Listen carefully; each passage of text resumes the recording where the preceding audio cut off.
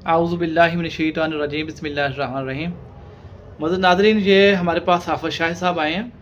इनके फेफड़ों में पानी पड़ चुका था और इसके अलावा इनके गुर्दों का मसला था, हार्ट का मसला था, शुगर का मसला था, बीपी हाई था। ये कोई 4-5 हॉस्पिटल फिर चुके थे और मसलसल कोई 2 साल से ये खज्जल खार हो रहे थे बेचारे। कभी किसी हॉस्पिटल में, कभी किसी हॉस्पिटल में, कभी कोलोनोस्कोपी करवा, कभी इंडोस्कोपी करवा, और स्टेंट डाल चुका है इनको 2017 से।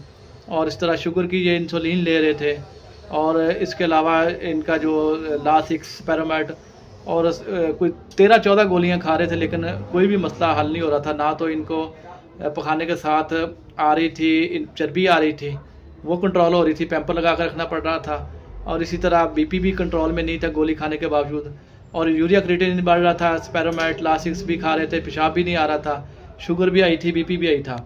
तो इनको दवाई दी है तो अल्लाह पाक ने शिफा दी है। तो ये दवाई जो मैंने इनको दी है, इसके लिए आपने सबने गौर से वीडियो सुननी है कि मैंने इसको क्या दिया और क्यों दिया, और ये सारे हॉस्पिटल में जो चक्कर लगा रहे थे और इनका मसला कंट्रोल क्यों नहीं हो रहा था।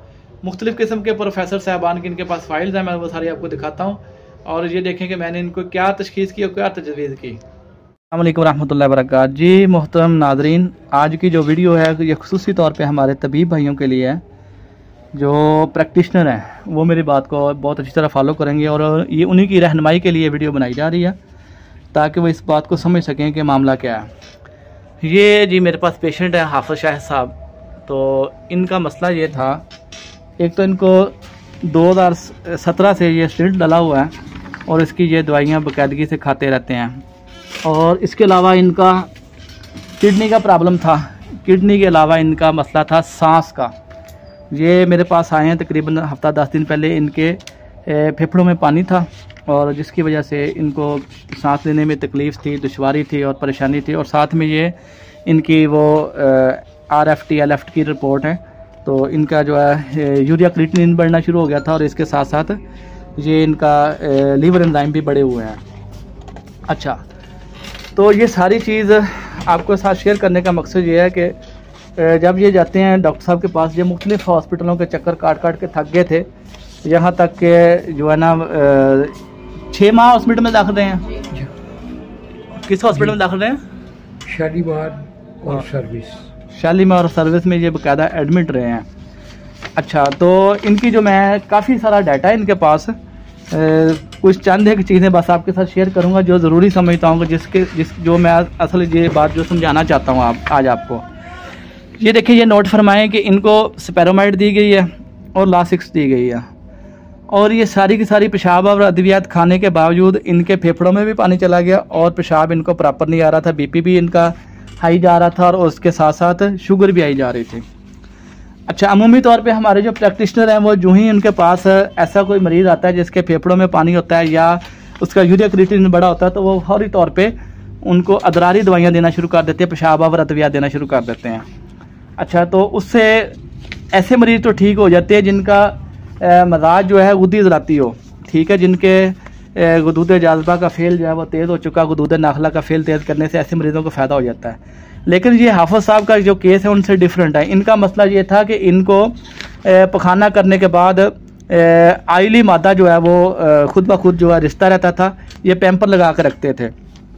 अच्छा, तो इसके लिए इन्होंने कोलोनोस्कोपी कराई और बहुत सारे मुख्तलिफ प्रोफेसर साहबान के ये चक्कर काटते रहे। तो ये मैंने इनको जब डायग्नोज किया तो ये असाबी मसला था। तो मैंने इनकी सब की सब असाबी चीज़ें बंद की और इनको जो दवाई दी है वो मैंने इनको उज़लाती साबी दवाई दी है। तो इससे इनका जो है वो पेशाब वाला मसला भी ठीक हुआ है, पेशाब भी बढ़ गया और सांस का मसला भी बेहतर हुआ है। और इसके साथ जो इनको पैम्पर लगा कर रखना पड़ता था, जो बार बार वाशरूम आता था, वाशरूम के बगैर भी वो चर्बीला मादा रिश्ता रहता था, उससे इनको बहुत फ़ायदा हुआ है। तो जी हाफ़िज़ साहब, आपको कितने % ये चर्बी का फ़ायदा हुआ है? तकरीबन जो है ना 50-55% मुझे फ़ायदा हो गया। और पहले आप कितनी देर से इलाज करवा रहे थे डॉक्टर अदराज से?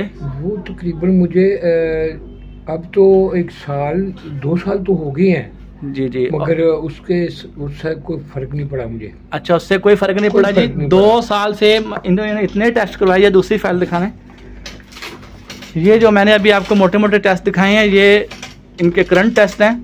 उससे पहले कि ये फ़ाइल चेक करें कि कितनी मोटी भारी फाइल है इनके पास। ये सारे के सारे टेस्ट हैं, क्योंकि अगर मैं ये सारी चीज़ें डिस्कस करूँगा ना, ये देखें तो ये बहुत वीडियो लंबी हो जाएगी। तो मेरा मकसद सिर्फ ये था कि ये पॉइंट आउट करना कि इनकी जो असल मसला था वो असाबी मसला था। तो इस वजह से जिस भी डॉक्टर साहब के पास जाते थे वो इनका किडनी की वजह से और इनके वो पेशाब ना आने की वजह से पेशाब और अद्वियात देते थे, जिसकी वजह से इनका मसला हल नहीं हो रहा था और ना ही इनका चर्बीला मादा रुक रहा था। जहाँ तक इनका कोलोनोस्कोपी भी करवाएगी और इंडोस्कोपी भी करवाएगी और इंतहाई जो है इनकी क्रिटिकल कंडीशन थे। ये इनकी बेटियां जो इनके अटेंडेंस है ये बताएंगे इनके मुतालिक कि क्या इन्होंने फील किया और कितना आपने ऐसा इलाज करवाया, कहाँ कहाँ आप लेके फिरते थे? 2 साल से हम इलाज करवा रहे थे। सर्विस हॉस्पिटल में रहे, शालीमार में रहे, इमरजेंसी हमीद लतीफ़ के पेशाब के लिए लाइसिक्स लगा देते थे और 40-80 mg बस टेम्परेरी ठीक होता था। लेकिन वो जो मादा रिश्ता था ना, उसका कोई सोल्यूशन नहीं था। उनको कोलोनोस्कोपी करवाई है, एंडोस्कोपी भी करवाई है, उसके बाद उन्होंने कहा इट्स ओके, ठीक हो जाएगा अगर आप मेडिसिन लेंगे। तो हमने हकीम साहब के पास आए थे तो हमें 10 दिन में काफ़ी फ़र्क मिला है, जो कि परहेज उन्होंने बताया माशाल्लाह वो काफ़ी अच्छा था, हम कर रहे हैं। उससे ये है कि 60% इनका 10 दिन में कंट्रोल हो गया, वो मादा निकलना बंद हो गया। अब वो ये नहीं होता कि बार बार वॉशरूम नहीं जाना पड़ता। और अब ये कि इंशाल्लाह आगे कंटिन्यू। शुगर और बीपी का क्या हाल है? शुगर इनका 10 दिन पहले 250-300 तक था, 190 बीपी थी और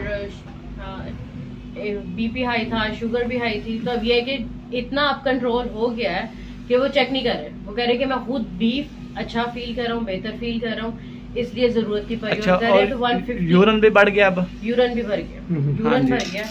और ये सारी वीडियो बनाने का ये मकसद था कि हमने अदरारी दवाई नहीं दी, उसके बावजूद अल्लाह पाक के फजल करम से इनकी यूरिन की जो क्वांटिटी है वो बढ़ गई है। और उसकी बुनियादी वजह यही है कि हमने अदरारी दवाई नहीं दी बल्कि हमने उज़लात को तकवीयत दी है। तो ये साबर साहब रहमतुल्लाह अलैह के अल्लाह पाक दर्जात बुलंद फरमाए, वो उन्होंने ये जो फार्मूला जो दिया है ना कि उज़लात पेशाब पैदा करते हैं, असाब खारिज करते हैं।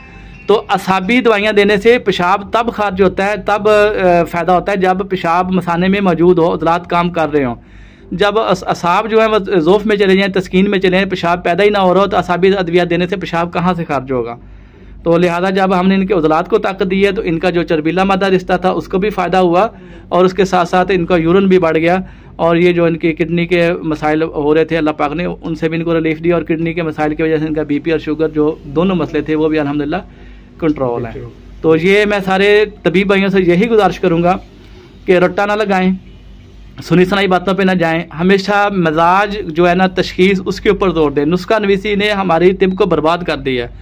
सारा दिन फ़ोन और मैसेज यही आते हैं कि फ़लाँ चीज़ का नुस्खा दे दे, फ़लाँ चीज़ का नुस्खा दे दे। नुस्खे काम नहीं करते, तजवीज़ उस वक्त काम करती है जब आपकी तशखीस दुरुस्त होती है।